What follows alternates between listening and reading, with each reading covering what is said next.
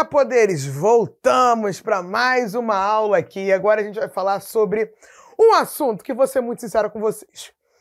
Quando cai essa questão, desse tema, que é um tema luxuoso, você precisa acertar a sua questão. Até porque você vai estar o quê? Você vai estar ali no ímpeto, de acertar cada vez mais questões lá na sua prova no total, no segundo dia que luxo que poder, mas você também tem que pensar o seguinte, quando cai clima, você tem que abrir o seu sorriso e pensar, é mais uma para o quê? Para a minha conta, justamente porque eu quero estar, no ano que vem, vestindo a farda do Exército Brasileiro. Tem que ficar vibrando aí. Um beijo pra você, Agora, vamos começar a falar aqui sobre o clima. Vamos começar a fazer a questão, A questão de número 4.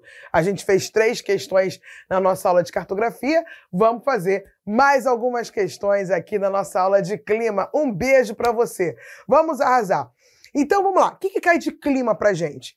Vai cair, sempre cai, nos últimos anos, a gente está falando de fatores e elementos do clima, a gente está falando das características dos climas, inclusive até com uma incidência de climograma, que é algo que vocês têm muita dificuldade. Eu vou tentar ali ajudar vocês falando de um bizu, que é um bizu que eu dou para as minhas turmas, e o índice de acertos significativamente aumenta. Tá? Então a gente vai trabalhar também climograma, enfim, a gente vai falar sobre massas de ar também, porque a incidência é muito grande e eu vou ter um bônus para vocês, a gente já vai ver que bônus é esse. Mas vamos arrasar, questão de número 4. Os elementos climáticos caracterizam o clima que são definidos por fatores ou fenômenos. A partir dos conhecimentos sobre os elementos e fatores climáticos, marque V nas afirmativas verdadeiras e F nas afirmativas, nas alternativas falsas. Vamos arrasar então, vamos lá. Lembrando aqui, fatores e elementos do clima. Os elementos do clima são aqueles caras que vão compor o clima. Os fatores são aqueles, aqueles caras do planeta Terra que vão fazer o quê? Que vão influenciar nesses elementos do clima. Então, por exemplo, quando a gente fala de grandes elementos do clima, a gente está falando que todo o clima vai ter temperatura, pressão atmosférica, uma entrada maior ou menor de radiação solar, e também a gente vai falar do quê? A gente vai falar de umidade, que é a quantidade de vapor d'água que está em suspensão na atmosfera. Então, a gente está falando desses elementos do clima, são os elementos que vão sempre compor o clima e sempre esses caras vão estar em qualquer clima dos nossos planetas. Dos nossos planetas, não, do nosso planeta, Agora, os fatores climáticos são aqueles caras que vão influenciar nas características do clima.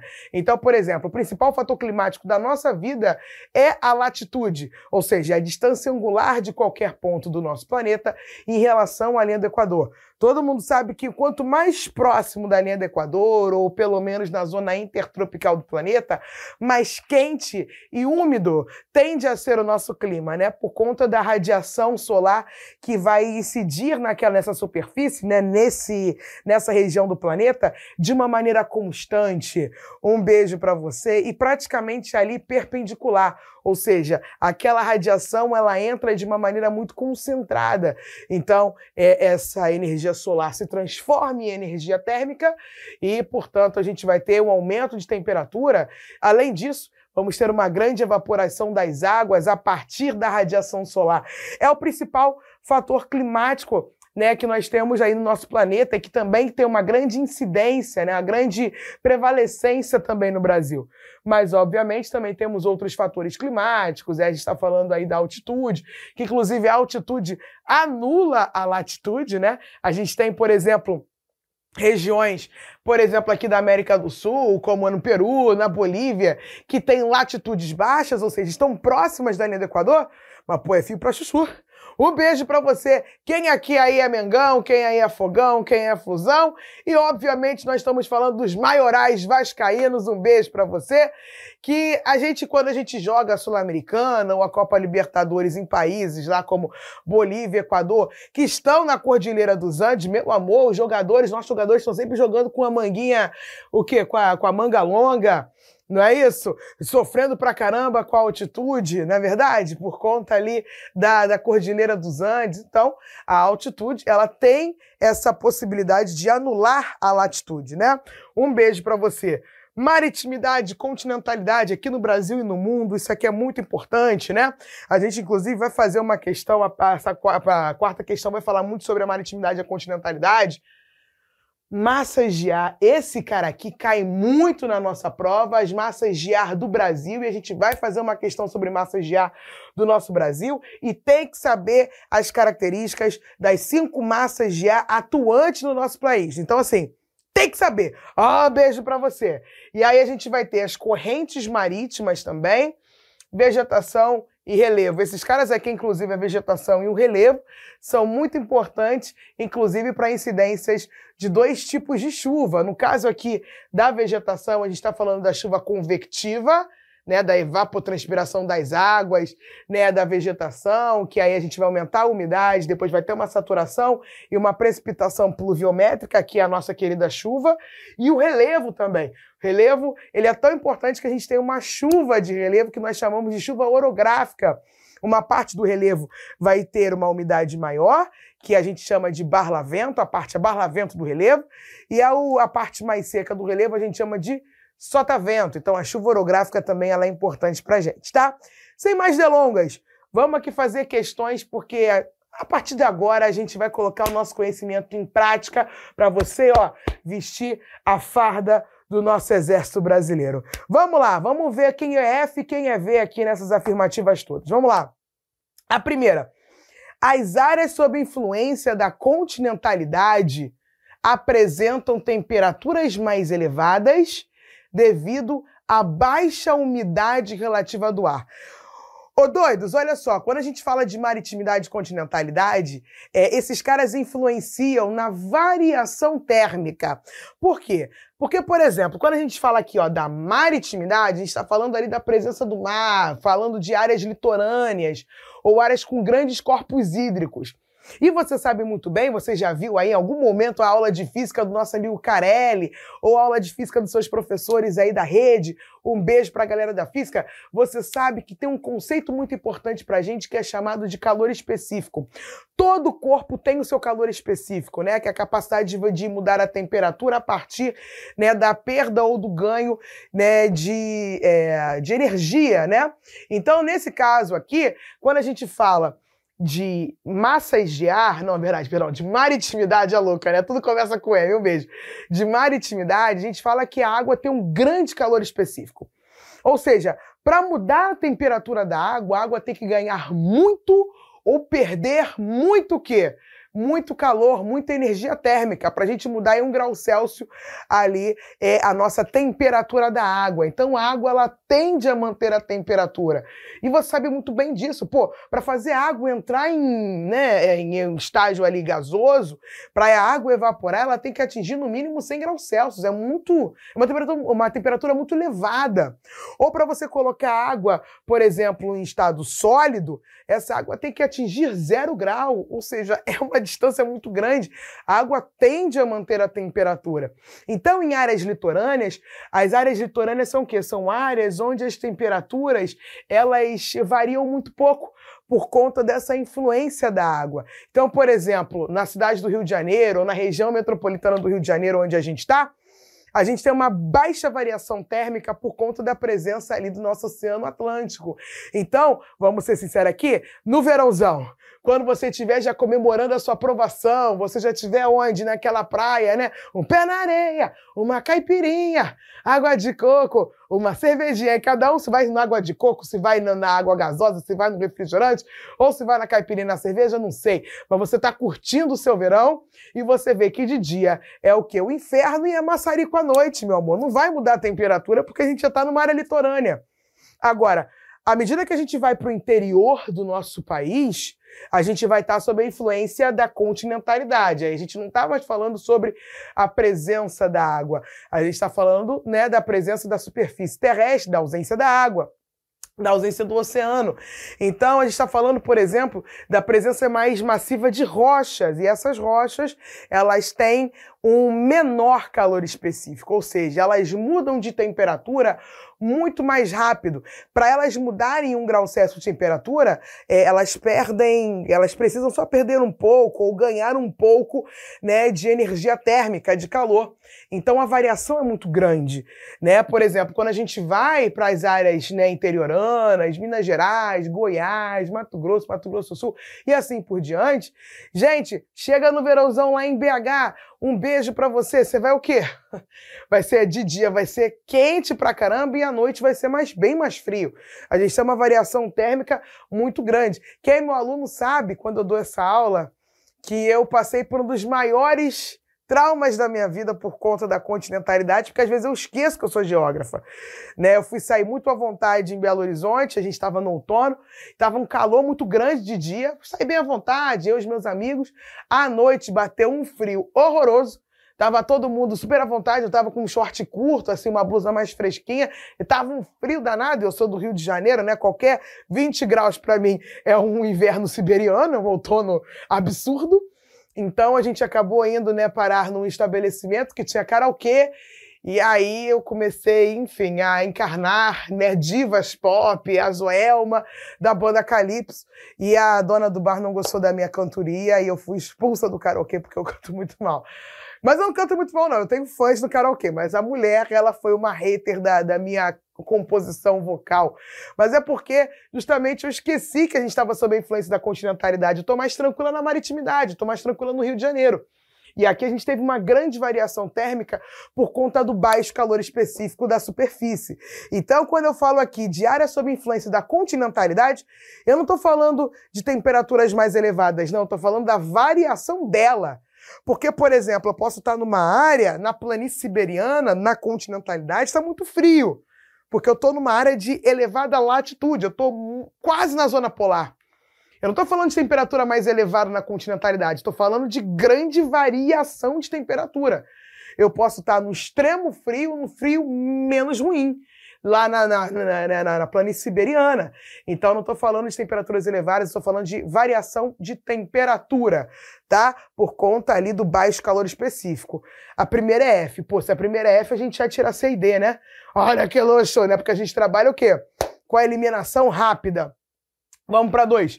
O impacto do desmatamento do clima recai sobre o regime de chuvas, em decorrência da diminuição da emissão de umidade para a atmosfera. A gente estava falando, né, que a vegetação é um fator climático e a variação, né, e a emissão de umidade, ela é importante para a formação da chuva convectiva. Exemplo, a Amazônia, a massa equatorial continental, embora ela seja uma massa continental, ela é úmida por conta da presença da floresta amazônica.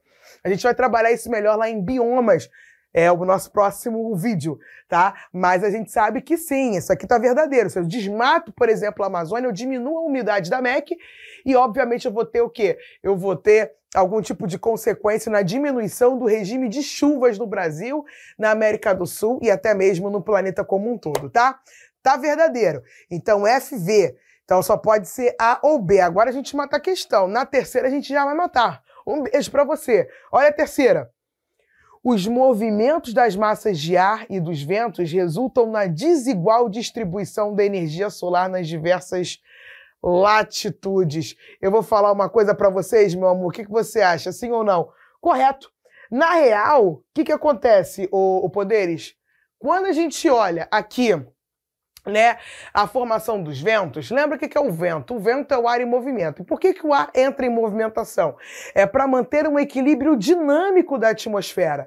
Porque a gente tem uma incidência desigual de radiação solar dentro do nosso planeta. Acabamos de falar, na linha do Equador nós tivemos mais uma radiação, mais entrada, né, de uma maneira mais intensa e na linha do Equador. Agora, à medida que a gente vai para as zonas polares, por exemplo, no inverno no Polo Norte, a gente quase não tem radiação solar. E a gente tem muita radiação solar no verão do Hemisfério Sul, né, no Polo lá Sul. Agora, à medida que a gente vai passando os nossos meses, essa configuração muda. A gente tem uma grande variação de radiação solar. Então, na verdade, o planeta ele tem uma radiação solar completamente desigual. E aí, o que vai acontecer? Em áreas onde nós temos regiões mais quentes, a exemplo da linha do Equador, a gente vai ter a formação de zonas de baixa pressão. E, Stephanie, por que a zona de baixa pressão? Pô, tu vai ter a entrada de radiação solar, a energia térmica ela vai ser, né, ela vai começar, enfim, a ser transformada, né, energia solar em energia térmica. E doidos, o que vai acontecer? Lembra o que é a temperatura? É o grau de agitação das moléculas. Então, as moléculas em áreas mais quentes, elas vão se agitar, vão se expandir, e eu não estou mexendo no volume, eu não estou mexendo ali no peso, a gente está mexendo apenas no volume. Então, o que vai acontecer? Esse ar vai ficar menos denso, esse ar sobe. Então, ventos, áreas mais quentes, nós temos ventos ascendentes e, portanto, vão deixar de fazer tanta pressão na superfície terrestre. Por isso que é a zona de baixa pressão. Mas à medida que a gente vai entrando, né, nas elevadas camadas da atmosfera, esse ar ele vai se resfriando. Então as moléculas vão começar a se agitar menos, vão se agrupar. Não estou mexendo no peso, mas eu diminuí ali o volume, então esse ar vai ficar mais denso, ele vai descer. Nisso que esse ar desce, ele começa a fazer pressão na superfície terrestre. Aí você fala o seguinte, pô, entendi. Essas áreas de zonas de alta pressão, a gente chama de áreas anticiclonais, tá? E aí você fala, perfeito, então as API, áreas de anticiclone. Entendi, Stephanie. Beleza. Mas se eu só tivesse esse tipo de movimentação, você concorda comigo que eu teria zonas sem ar e zonas com muito ar? Concorda. Isso acontece na real? Não acontece. Por quê? Porque rola aqui a condição da formação dos ventos alísios. Por quê? Porque a gente vai sair de uma área onde nós temos muito ar para o quê? Para a formação, né, desse vento que vai sair da área de alta pressão para as zonas de baixa pressão atmosférica. Então, perceba, toda a área que a gente vai ver que nós temos a formação de uma zona de alta pressão ou uma zona anticiclonal, são sinônimos, eu estou falando de zonas mais frias, com uma alta pressão, e eu estou falando o quê? Eu estou falando zonas de dispersão de umidade, tá? Então, aqui a gente está falando que os movimentos das massas de ar e dos ventos resultam na distribuição desigual da energia solar, tá certo? Tá falando aqui também, ó, olha aqui a última, as áreas anticinclonais, as áreas de zona de alta pressão, se caracterizam pelas baixas temperaturas, ou seja, mais frio, aqui ó, frio, e também pelas altas pressões e são dispersoras de vento. Então perceba, a gente está matando tudo. Tá? Então a primeira é F, a segunda é verdadeira, a terceira dos movimentos das massas de ar e dos ventos é verdadeira, a última ela é verdadeira e a penúltima, vamos fazer a penúltima. A penúltima, né, na circulação atmosférica, as massas de ar de características diferentes entram em contato entre si, dando origem às frentes frias como as consequências das chuvas orográficas. Tá errado. Que chuva é essa que a gente vai formar a partir do encontro da massa de ar fria com a massa de ar quente? É a chuva frontal, meu amor. Então tá errado. Qual é a sequência? Primeira é F, a segunda é V, a terceira é V, a quarta é F e a quinta é V. Temos um gabarito, né, galera? Um beijo pra você. Que gabarito é esse? 4. 4 é B de um beijo pra você. Vamos arrasar na próxima. Vamos na 5. Olha que luxo! Inclusive, aqui a minha tampa da minha caneta caiu. Um beijo, deixa eu só aqui arrasar para pegar. Olha que luxo. Aqui todo mundo faz ao vivo, praticamente isso aqui é ao vivo. Olha que poder. Vamos ver aqui a questão 5. Ih, isso cai muito, tá? Muito! A questão do fotoperíodo, do conceito de fotoperíodo, que está completamente relacionado aqui, ó, à radiação solar. Fotoperíodo é a variação da entrada de radiação solar, né? A gente vê que nós temos um fotoperíodo menor nas zonas de linha da linha do Equador, a gente tem radiação solar acontecendo de uma maneira muito constante, mas à medida que a gente vai indo em direção às latitudes mais elevadas, ou seja, mais indo em direção às zonas polares, a gente vai ver o quê? A gente vai ver uma variação maior. Então o fotoperíodo vai ser maior. Sobre esse cara, vamos fazer aqui a questão número 5. Sobre as variações do fotoperíodo no território brasileiro, analise as afirmações a seguir e assinale a alternativa correta. Durante o ano, a quantidade de horas de luz solar que incide sobre uma localidade pode variar. fenômeno conhecido como fotoperíodo, essa variação da entrada de radiação, né? Essa variação influencia diversos aspectos físicos, biológicos e sociais do território. Com base nisso, considere um beijo. Ou, por ter a maior parte do seu território localizada entre os trópicos, o Brasil apresenta variações sazonais de fotoperíodo menos acentuadas do que países situados em latitudes médias e latitudes mais altas. Realmente, o Brasil, ele como um todo está na zona intertropical, então o fotoperíodo do Brasil é menos acentuado no geral. Claro que, por exemplo, a gente pode ir, como que é a nossa SpaceX, para o Rio Grande do Sul, para Porto Alegre, que é a nossa capital mais meridional, ou seja, mais ao sul, mais localizada em latitudes mais médias. Eu já estou falando aqui da zona temperada do planeta. Então, Porto Alegre tem um fotoperíodo mais elevado, a variação é maior, do que, por exemplo, Manaus, próximo da linha do Equador, tá? Então, mas a 1 tá certa, a 1 tá certa. Um beijo. 2, no hemisfério sul, os dias são mais longos no verão. O ápice da radiação ocorre próximo ao solstício de dezembro, ou seja, o início do verão, quanto o trópico de Capricórnio está mais exposto à radiação solar, exato, no hemisfério sul. Os dias mais longos são no verão, lá em dezembro, a partir do solstício de dezembro. Então, a 2 está certa. 3, a menor variação de fotoperíodo ocorre nas regiões próximas à linha do Equador, onde o tempo de luz e escuridão se mantém praticamente constante durante todo o ano. Exatamente, fotoperíodo, a variação é menor na linha do Equador. Tá certo.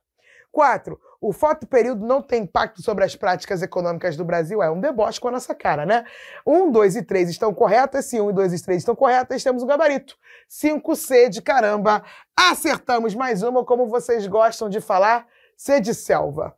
Sobre as massas de ar do Brasil. Lembrando, massas de ar não atuam da mesma forma durante o ano todo, a gente sabe muito bem disso, tá? Por exemplo, a massa polar atlântica, ela só consegue atuar no Brasil, só consegue ter amplitude, força para chegar ao Brasil apenas no inverno, e enquanto que no verão, quem vai atuar muito no Brasil como um todo é a MEC, um beijo para a MEC, a massa equatorial continental, e também, em grande proporção, as outras massas de ar, né, as tropicais, e também a outra equatorial, que é a MEA, a massa equatorial atlântica, ela é linda também. Sobre as massas de ar, vamos luxar. As massas de ar equatoriais e tropicais têm a sua atuação atenuada no inverno em função do avanço da massa polar atlântica. Isso, massa polar atlântica, ela é fria e úmida, ela vai ganhando umidade ao longo, né, da sua trajetória até o Brasil. Lá se nasce lá na Patagônia, mas chega ao Brasil úmida e ela é fria, tá? Então, tá certa. Inclusive, a sua atuação no Brasil é conhecida como friagem, né, levando ali mais umidade e diminuindo as temperaturas médias do nosso Brasil. É a famosa frente fria, levando inclusive a chuva frontal. 1 tá certa. 2, em grande parte da Amazônia, o clima é quente e úmido o ano inteiro, porque permanecem atuando massas quentes e úmidas, né? A massa equatorial continental, a MEC, e a massa equatorial atlântica, a MEA. E a gente consegue ver isso no mapa. A SpaceX não costuma trabalhar muito com vocês com o mapa, tá? E, assim, possivelmente, se cair uma questão de massa de ar, a SpaceX não vai trabalhar com mapa. Mas o que você faz? Isso eu falo sempre aos meus alunos. Tu faz o quê? Desenha na prova. A prova de um aluno que vai luxar no Exército Brasileiro no ano que vem é uma prova toda rabiscada, é uma prova que eu chamo de arte-ataque. Ela é toda doida, ela é toda feia. Prova bonita que não tem muita inscrição ali dentro é a prova da pessoa que vai estar com a gente, infelizmente, no ano que vem, tá? Vai fazer novamente um ano de curso. Luxo, então desenha. Ai, meu Deus, o Brasil. Mas, Stephanie, você desenha o Brasil. Dane-se! Um beijo, desenha o triângulo invertido, poxa. Um beijo. O negócio é você desenhar, você lembrar da espacialidade das massas de ar e das atuações delas. Isso que é importante. Um beijo para você. Então, MEC e MEA realmente atuam na Amazônia, tá correta. 1 e 2, luxo. 3, na área central do país, por consequência do encontro da MTA e da MPA, ou seja, massa tropical atlântica e massa polar atlântica, forma-se uma frente fria e a ocorrência de fortes chuvas no inverno. Pelo amor de Deus. Se você falar que o clima tropical no inverno é úmido, um beijo. A gente já não pode mais arrasar. E outra, Aqui, a massa polar atlântica, ela vai atuar massivamente em outras regiões do Brasil de uma forma prioritária, como o sul, o sudeste e até mesmo o nordeste e o sul da Amazônia, tá? Então a 3 está errada. 4. No clima subtropical ocorrem verões amenos e invernos rigorosos, com chuvas mal distribuídas. Pelo amor de Deus, o sul do Brasil, clima subtropical, nós temos o quê? Uma grande variação de temperatura. Lembra que o fotoperíodo é grande no sul do Brasil? Mas as chuvas são bem distribuídas, porque durante o ano todo a gente tem a atuação das massas úmidas sobre o território. No inverno a MPA, no verão ali a gente vai ter a MTA também sendo muito importante, que é uma massa tropical atlântica, ela é úmida. Então somente 1 e 2 estão corretas. Qual o gabarito? 6, danada, luxamos. Olha que luxo, tá? D de delta. Vou botar C de delta, é ótimo, né? Vamos luxar aqui com o quê? Com climograma. Olha a dica que eu vou te dar. Não tente olhar para o climograma e falar, Stephanie, o climograma 1 é X, o climograma 2 é Y e o climograma 3 é do clima. Um beijo. Não faça isso, porque a sua chance de errar é maior. Como é que você faz uma questão de climograma caso caia na tua prova? Tente interpretar. Veja a alternativa e veja se está correto com aquilo que está sendo mostrado no climograma. Lembra, o climograma, eu estou falando o quê? Cada barra está falando dos meses do ano e a altura dessas barras te dá outra informação, que está falando sobre a quantidade de chuvas, né, que ocorreram em média naquele mês. E a linha? A linha te dá a temperatura média, tá? Então, nesse sentido, não tente nunca chegar e falar é Y, X e Z. Não. O que você vai fazer? Você vai olhar, temos 3 climogramas, vamos para as alternativas, vamos ver o que está certo e o que está errado.